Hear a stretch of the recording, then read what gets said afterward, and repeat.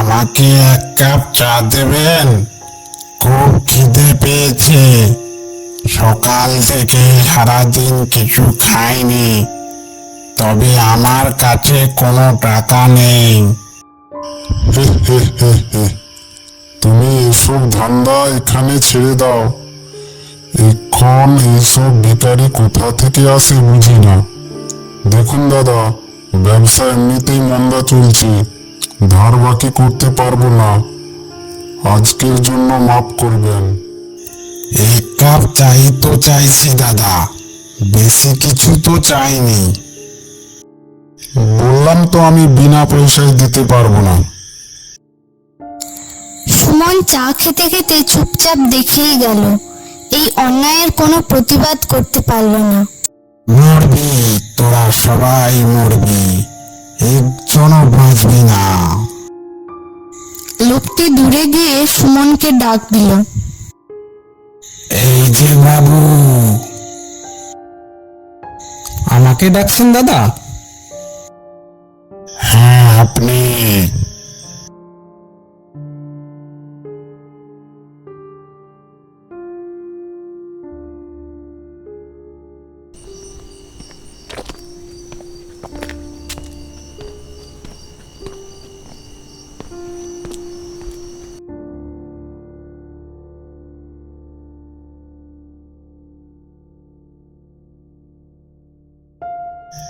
কিশোরগঞ্জে যাবেন তো?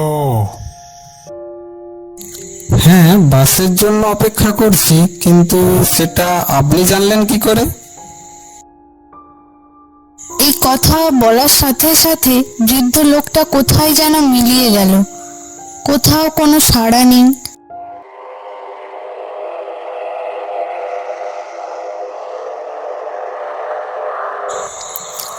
লোকটি কোথায় গেল? আপনি আছেন? কি একটা মুশকিলে পড়ে গেলাম। পরিবেশটা ভালো লাগছে না, এখানে থাকা যাবে না, সামনের দিকে চলি। সুমন ভয়ে আর পেছন ফিরে তাকায়নি। সে এগিয়ে চলল বাস স্ট্যান্ডের দিকে। রাত তো অনেক হলো, কিন্তু কোনো বাসের দেখা নেই। মনে হচ্ছে আমাকে পায়ে হেঁটেই এগোতে হবে। এই হলো সুমন। কলকাতাতে বাড়ি। কাজের ছুটিতে গ্রামে মামার দাদুর বাড়ি যাচ্ছে। সুমনের বাবা মার বিয়ের পর মামা বাড়ির সাথে সেই রকম কোনো সম্পর্ক নেই। মামা বাড়িতে দাদু দিদা সবাই বেঁচে আছে কিনা তাও জানা নেই। মায়ের কাছ থেকে মামা বাড়ির ঠিকানা নিয়ে রওনা দিয়েছে। এতক্ষণ দাঁড়িয়ে আছি, কোনো গাড়ি দেখতে পাচ্ছি না।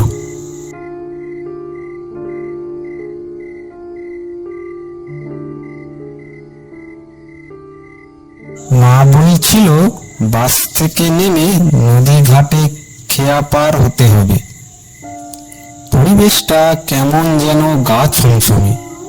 কোনো জনবসতি নেই, শুধু দূর থেকে কুকুর শিয়ালের ডাক ছাড়া কিছুই শোনা যাচ্ছে না। সুমন হাঁটতে হাঁটতে খেয়াঘাটে এসে পৌঁছালো। আজ নদীতে ভরা অমাবস্যা। ভারী বাতাস বয়ে যাচ্ছে নদীর ওপর দিয়ে। অমাবস্যার রাতে নদীটি ভরা থাকে। ভরা নদীতে তাই সেই রকম নৌকা চলাচল বন্ধ থাকে। হাতে গোনা কয়েক নৌকা চলাচল করে। অদক্ষ মাঝি হলে যাত্রীদের মৃত্যু পর্যন্ত হতে পারে।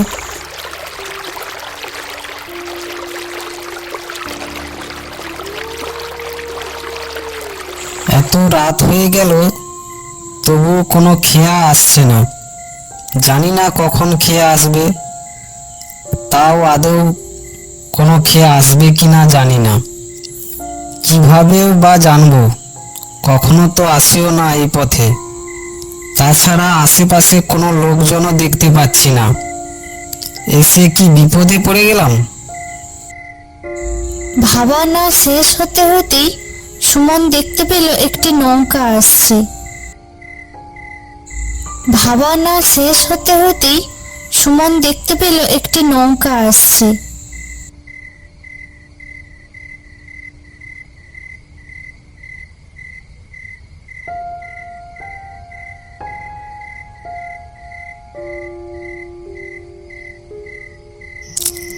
যে বাবু, তোমাকে দেখেই অনেক দূর থেকে আসলাম। ওপারে যাবেন নিশ্চয়ই? হ্যাঁ, ওপারে কিশোরগঞ্জে যাব।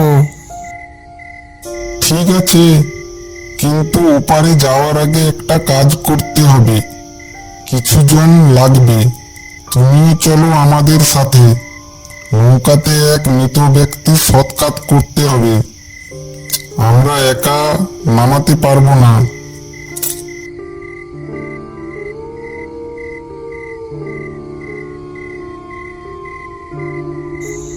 না দাদা, ক্ষমা করবেন, আমি পারবো না। এমনিতেই লাশ টাস আমি ভয় পাই। আপনারা যান, আমি অন্য একটা খেয়া ধরে ঠিক চলে যাব। আহ আহ, তুমি বুঝতে পারছো না, এত রাতে আর খেয়া আসবে না, এটাই শেষ খেয়া। তাছাড়া জায়গাটা ভালো না, আপনার ভালোর জন্যই বলছি। এমন কথা শুনে সুমনের কপালে চিন্তার ভাঁজ। সুমন কি করবে বুঝতে পারছে না। অচেনা জায়গা, কোথায় বা যাবে? নৌকার লোকটির কথা শুনে সুমনের শরীর ঠান্ডা হতে শুরু করলো। ঠিক আছে, যাব। আপনাদের কাজ শেষ হলেই আমাকে ওপারে নামিয়ে দেবেন। ঠিক আছে, তাই হবে। সময় নষ্ট করো না, এসো সাহায্য করো।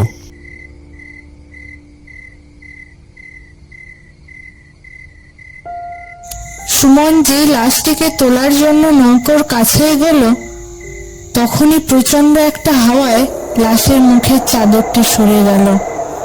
লাশ দেখে সুমনের চোখ কপালে উঠে যায়।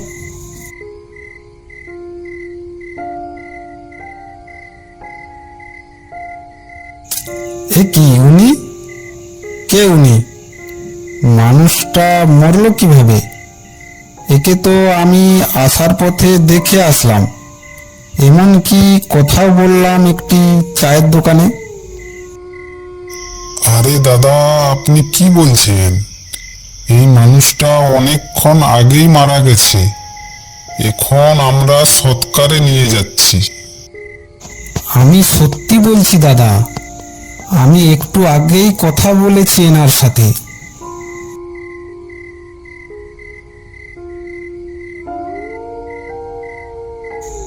সুমন পুরো হতবাক। সুমনের আর বলার কোনো ভাষা নেই। কি হচ্ছে কিছুই বুঝতে পারছে না। আমার সাথে কি হচ্ছে? যে মানুষটাকে একটু আগে দেখে এলাম, সেই মানুষটাকে অনেকক্ষণ আগে মারা গেল কি করে? এখন তাকে নিয়ে আমাকেই শ্মশানে যেতে হবে, এটা কি করে সম্ভব? চিতায় আগুন দিয়ে দিল। শ্মশানের কাজ সেরে তারা সবাই নৌকায় উঠে ওপারের উদ্দেশ্যে রওনা দেয়। সুমন নৌকা থেকে নেমে মামাবাড়ির উদ্দেশ্যে হাঁটতে শুরু করলো। রাস্তায় একটা লোকে ওই বাড়ির ঠিকানাটা জিজ্ঞেস করলো। আচ্ছা দাদা, এই ঠিকানাটা কি চেনেন আপনি?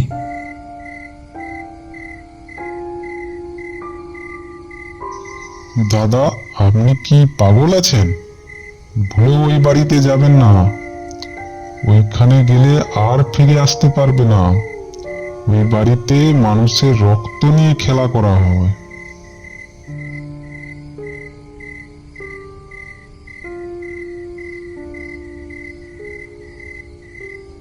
সুমন লোকটির কথা শুনে অবাক হলো। রাস্তায় আরো 2-4 লোককে জিজ্ঞেস করলো, তারাও সবাই একই কথা বলেছে। সুমন এইসব কথার গুরুত্ব না দিয়ে মায়ের দেওয়া বাড়ির ঠিকানাটা খুঁজতে থাকে। অবশেষে মামা বাড়িতে এসে হাজির হলো। কোনো এক দ্বন্দ্বের কারণে সুমন আর তার ফ্যামিলির সঙ্গে কোনো সম্পর্ক নেই। কেউ বাড়িতে আছেন? ভিতরে কেউ থাকলে সাড়া দিন। কোনো সাড়া শব্দ নেই। প্রায় মিনিট খানেকের পর একজন আস্তে আস্তে দরজা খুলল। দিদা, কেমন আছো?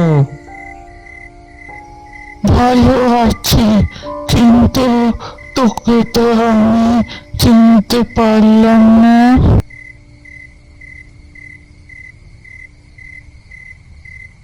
ও সুমন, আয় আয়, ভিতরে আয়।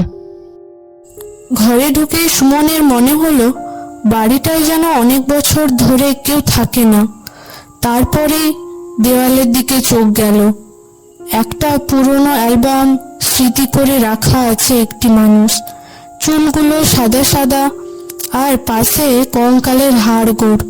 সুমন চিনতে আর ভুল করলো না, এটা যে সেই মানুষটি কিছুক্ষণ আগে যার সৎকার করে এসেছে এবং যার সাথে চায়ের দোকানে দেখা হয়েছিল। এটা দেখে সুমনের চোখ মাথায় উঠে গেল। তা সুমন, কেমন আছিস বল? আর আমার মেয়েটা কেমন আছে? সবাই ভালো আছে। তা দাদু কোথায় দিদা? দাদুকে যে দেখছি না, দাদুর সাথে পরিচয় করিয়ে দাও। সুমন বারবার দেওয়ালের দিকে তাকায় আর তার ভয়ে শরীর ঠান্ডা হয়ে যায়। দাদুর কথা জিজ্ঞেস করছিস? তোর মা কখনো আসলো না, আর এখন তুই এসেছিস দাদুর খবর নিতে? কত কষ্ট করেছি, কত না খেয়ে থেকেছি, কেউ দেখার ছিল না, ফিরেও কেউ তাকায়নি। দিদার কথা শুনে সুমনের মনটা একটু খারাপ হয়ে গেল। তারপরে হঠাৎ পাশে একটা রেডিও বেজে চলেছে, একটা রেকর্ডিং।